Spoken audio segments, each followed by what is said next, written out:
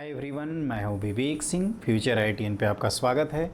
तो आज बच्चों हम लोग पढ़ रहे हैं Cartesian product of two sets. Actually क्या है, ये छोटे छोटे शॉर्ट वीडियोस हैं जो आपको पूरी 11th-12th की NCERT JEE मेन के सिलेबस को रिकॉल करा देंगे। तो आप इन वीडियोज़ को देखिए, आप कभी भी देख सकते हैं, एनी टाइम। शॉर्ट 10 से 20 मिनट की वीडियो होगी मैक्सिमम, और इसमें आपका कंसेप्ट ज़रूर क्लियर हो जाएगा।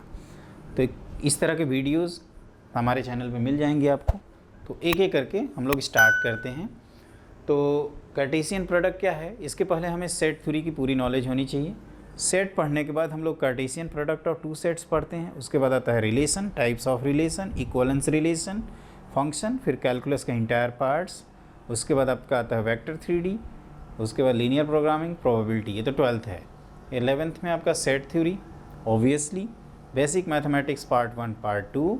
उसके बाद आपके आते हैं ट्रिगो, फिर अलजेब्रा के इंपॉर्टेंट सेक्शन और कोऑर्डिनेट ज्योमेट्री। ओके, तो एक एक करके हम लोग स्टार्ट करते हैं। तो दो अगर सेट हैं आपके पास, ध्यान से सुनिए, दो सेट हैं अगर, तो A cross B, B cross A कैसे डिफाइन करते हैं, उसका एक तरीका होता है। वो तरीका क्या है बच्चों, उसको हम लोग देखते हैं। तो देखो, जैसे आपके पास दो नॉन एम्प्टी सेट्स हैं A और B, तो A क्रॉस B को हम लोग ऑर्डर्ड पेयर में लिखते हैं। A cross B cross C अगर 3 सेट्स होते तो ट्रिपलेट फॉर्म में लिखते। ऑर्डर्ड पेयर का मतलब a pair of elements group together in a particular order. Ordered pair में एलिमेंट्स A B लिखा है या BA लिखा है, या हमारे लिए अलग अलग चीज़ें हैं, क्योंकि हम लोग अभी सीखेंगे कि ये जब हम रिप्रेजेंट करते हैं तो ये कोऑर्डिनेट ज्योमेट्री में पॉइंट्स होते हैं, और in general A, B not equal to B, A के इक्वल होता है। तो वहीं हमने लिखा है कि let A and B are two non empty sets, then Cartesian product of A cross B, A cross A, B cross A, B cross B, आप कोई भी डिफाइन कर सकते हैं।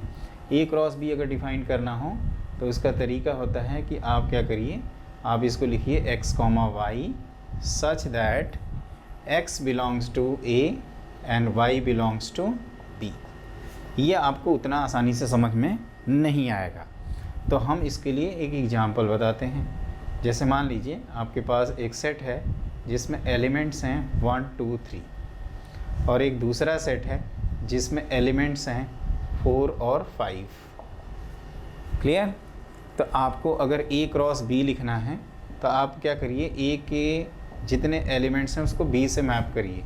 तो 1, 4 लिख सकते हैं आप, 1, 5 लिख सकते हैं, 2, 4, 2, 5, 3 की मैपिंग 4 के साथ, 3 की मैपिंग 5 के साथ। ये आप देख रहे हैं ऑर्डर्ड पेयर में लिखा जाता है। अगर मैं आपसे पूछूं कि B क्रॉस A लिखो तो पहले B फिर A, तो आप लिखेंगे 4, 1, फिर 4, 2, फिर 4, 3, 4 की मैपिंग हो गई तीनों के साथ, फिर 5, 1, 5, 2 और 5, 3। तो अगर हम कोऑर्डिनेट ज्योमेट्री में इन सब को लिखें तो ये अलग अलग कोऑर्डिनेट से हमें पता है। तो in general A cross B not equal to B cross A।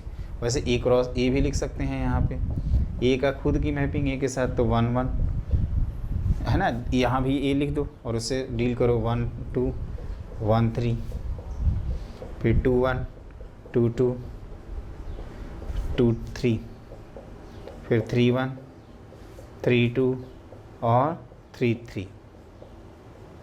तो यहाँ 9 एलिमेंट्स आएंगे। फिर B क्रॉस B भी लिख सकते हैं। वैसे हमने डिफिनीसन में आपको जो लिखा है, आप क्या लिखोगे, 4, 4, 4, 5, फिर 5, 4, फिर 5, 5। ओके, ये ऑर्डर पेयर में है। तो ध्यान रखना, डिफिनीसन में तो मैंने A क्रॉस B के लिए लिखवाया है, लेकिन B क्रॉस A भी होता है आपका। तो यहाँ से जो पहला कंक्लूजन आप ड्रॉ करते हैं कि in general A cross B not equal to B cross A। क्यों? क्योंकि ये अलग अलग है।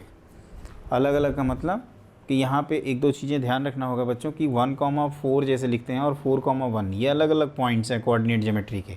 अभी हम लोग देखेंगे कि जैसे सेट को रिप्रेजेंट करने के रोस्टर फॉर्म और सेट बिल्डर फॉर्म होते हैं, उसी तरह से रिलेशन को रिप्रेजेंट करने के 4 मेथड होते हैं।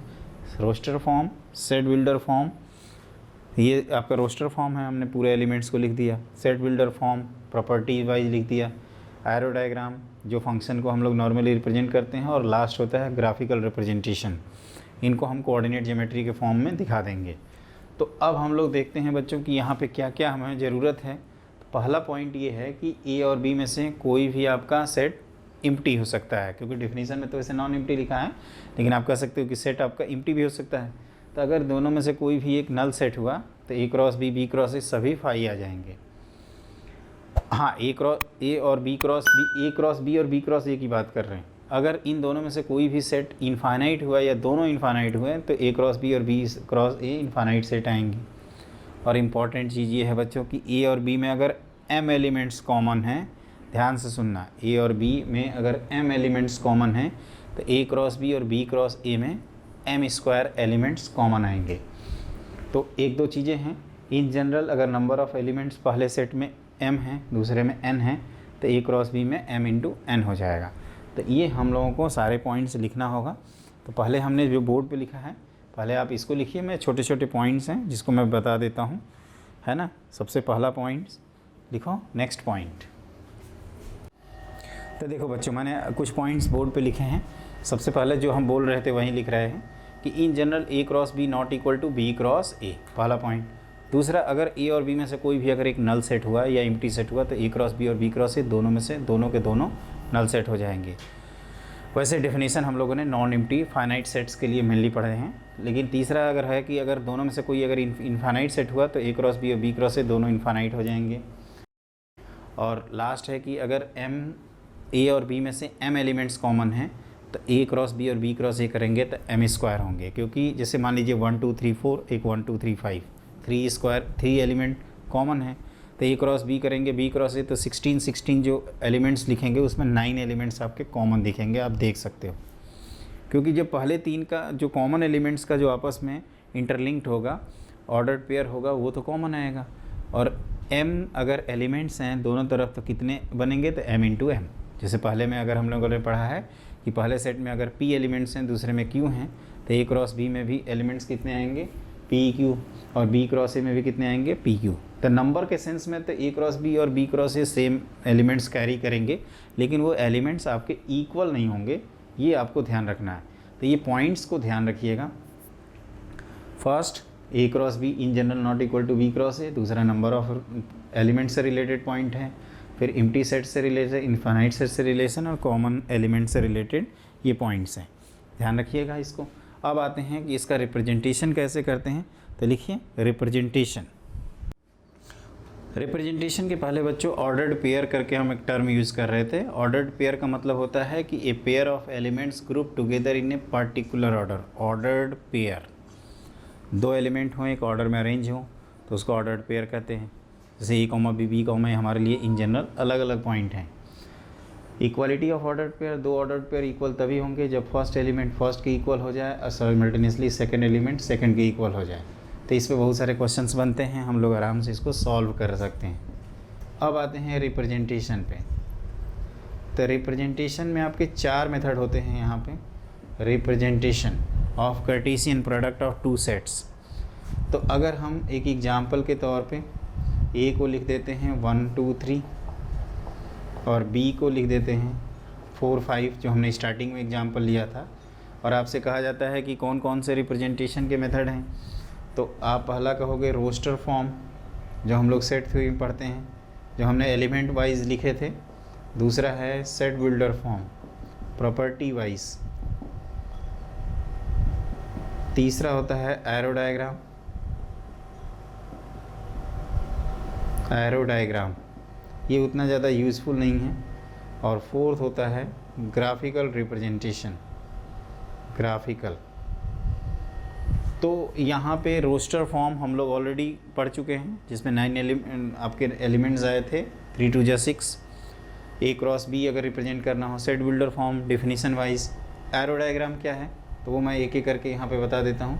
तो एरो डायग्राम ये कहता है बच्चों कि पहले सेट के एलिमेंट्स दूसरे सेट के एलिमेंट्स आप लिख दीजिए 4 5। पहले सेट के एलिमेंट्स को आप सबसे मैच कर दीजिए, दूसरे सेट के एलिमेंट आप सबको मैच कर दीजिए, इस तरह से। तो ये आपका ए क्रॉस बी है। एक प्रकार से हमने 1 4 1 5 2 4 2 5 3 4 3 5 लिखा है। ग्राफिकल रिप्रेजेंटेशन क्या है वो अगर आपको हम बताएं तो ग्राफिकल रिप्रेजेंटेशन थोड़ा सा नया है, वो मैं आपको एक एक करके बताता हूँ। इसमें देखो क्या करते हैं, ध्यान से देखिएगा। ग्राफिकल रिप्रेजेंटेशन ये इम्पॉर्टेंट भी है बच्चों, इसको मैं आराम से बता रहा हूँ क्योंकि इसमें टाइम, ये हमारे ख्याल से एरो डायग्राम तो आपको क्लियर ही हो गया होगा।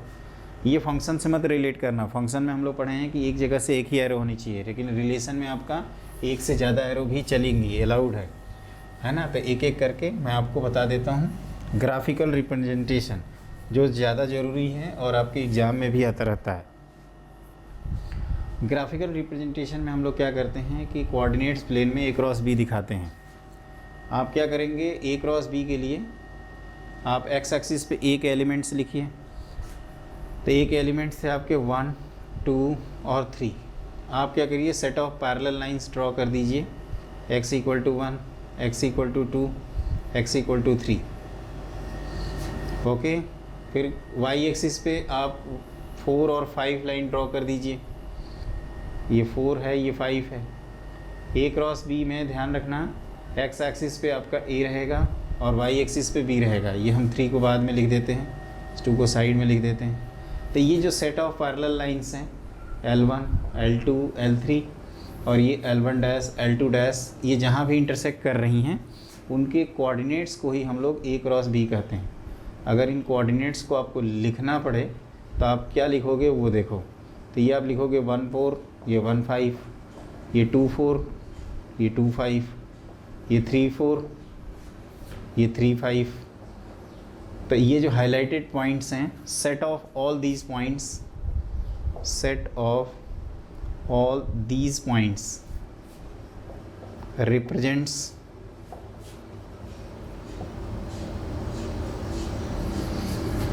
ए क्रॉस बी।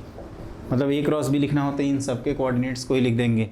और आपको याद होगा इक्वालिटी ऑफ ऑर्डर्ड पेयर, या ऑर्डर्ड पेयर में अगर मैं पूछूं कि 1, 4 और 4, 1 के अलग अलग है तो कहोगे कि हाँ 1, 4 यहाँ है, 4, 1 कहीं इधर पड़ा होगा। तो 2 पॉइंट्स तो अलग अलग दिख रहे हैं ना। 2 पॉइंट्स को सेम बनाना हो तो एब्सिसा को एब्सिसा से, ऑर्डिनेट को ऑर्डिनेट से मैच कराना होगा। 1-2 क्वेश्चन और आते हैं बच्चों इसमें कि अगर R set of real numbers हैं तो R क्रॉस R क्या रिप्रेजेंट करता है। तो ये रिप्रेजेंट करता है set of all points, set of all points in 2 dimensional plane, 2D plane. और इसी को हम लोग शॉर्ट में R2 लिखते हैं। और एक होता है R3 जिसको R क्रॉस R कहते हैं। ये set of all points in 3 dimensional plane होता है। तो relation Cartesian product of 2 sets में आपको क्या जानने की ज़रूरत है। सबसे पहले ए क्रॉस बी कैसे डिफाइन करते हैं ऑर्डर्ड पेयर में। दूसरा कि उसको रिप्रेजेंट करने के आपके 3 तरीके होते हैं, set roster form, set builder form, arrow diagram, graphical representation. और R2 क्या रिप्रेजेंट करता है, इन R2 इन R3 करके क्वेश्चंस आते रहते हैं। तो इन R2 मतलब इन 2 डायमेंशनल कोऑर्डिनेट ज्योमेट्री, R3 का मतलब इन 3 डायमेंशनल कोऑर्डिनेट ज्योमेट्री। तो ये बच्चों आप ध्यान रखिएगा। इसके आगे के जो पॉइंट्स हैं ये जैसे ही हम लोग पढ़ लेते हैं कार्टेशियन प्रोडक्ट ऑफ 2 सेट्स, तो इसके बाद आता है रिलेशन। रिलेशन क्या है, तो ए क्रॉस ए से बी अगर रिलेशन डिफाइन करना हो तो ए क्रॉस बी का वो सबसेट होना चाहिए। तो इस पार्ट को हम लोग अपने अगले वीडियो में पढ़ेंगे। और इस वीडियो को देखना ना भूलें। आप हमारे चैनल को ज़रूर सब्सक्राइब करिए, सपोर्ट करिए, प्रमोट करिए और सभी बच्चों को कहिए। इसमें सारे कॉन्सेप्ट मिलेंगे छोटे छोटे वीडियोज़ में, छोटे छोटे करके हम पूरा सिलेबस पढ़ लेंगे और हैप्पी रहेंगे। Good luck.